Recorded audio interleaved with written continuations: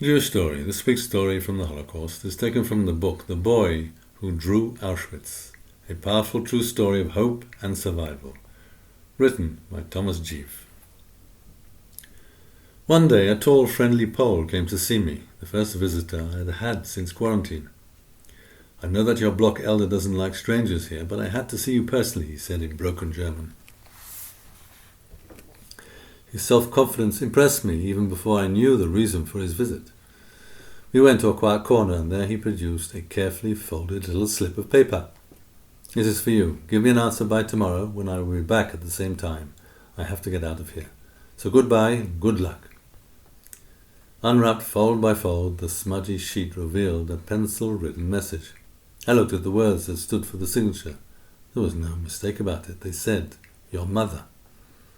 I was flushed with excitement. I had never given up the belief that Mother was close by. She was alive. News of my luck spread quickly, and soon I was surrounded by dozens of roommates who, claiming to be my best friends, wanted to hear details.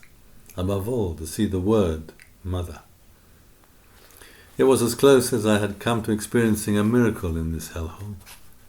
There was a double reason for rejoicing. Someone had found my mother. A mother surely the dearest human to every one of us, and some noble stranger had risked his life to smuggle in a message from the women's camp at Birkenau. We knew that Birkenau was a camp of mass murder. The very mention of it sent shivers down one's spine, and if you were caught with any kind of message, you would be killed.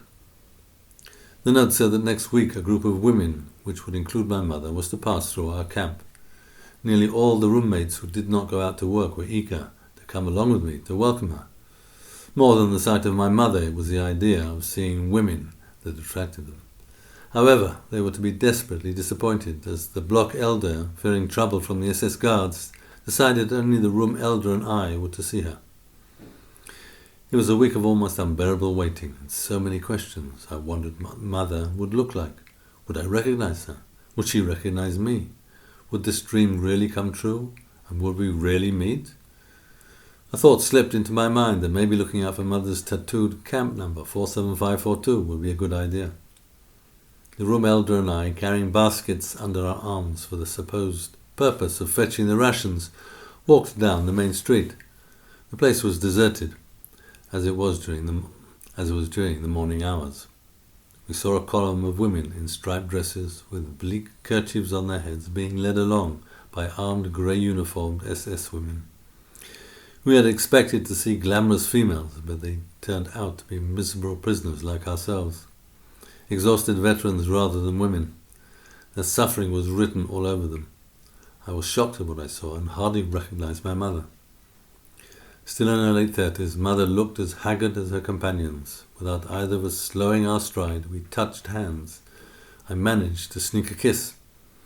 To hold her hand again was an unimaginable, miraculous moment. I would never forget that. Mother managed to express her hope that my work was not too hard. She rummaged beneath the rags that clothed her to pull out some bread that she had saved, but as I refused it, the guard stepped in to chase me away. Our encounter had lasted barely 15 seconds. To have seen and spoken with my mother and feeling again the touch of her hand had an enormously powerful effect on me. My determination to survive, no matter the constant dangers, was now encouraged by 3 factors. At the neighbouring camp there was Mother, waiting for letters that would quieten her fears. Over the ocean Father was fighting with the Allies to help us. Out in the world there was the future, beckoning us boys to become men. I found out that the women's situation was no easy one. Factory and storeyard workers, labourers and farmhands and seamstresses, their working day was 11 hours long. Only the young and attractive among them were eligible for office jobs. Please pass on this story.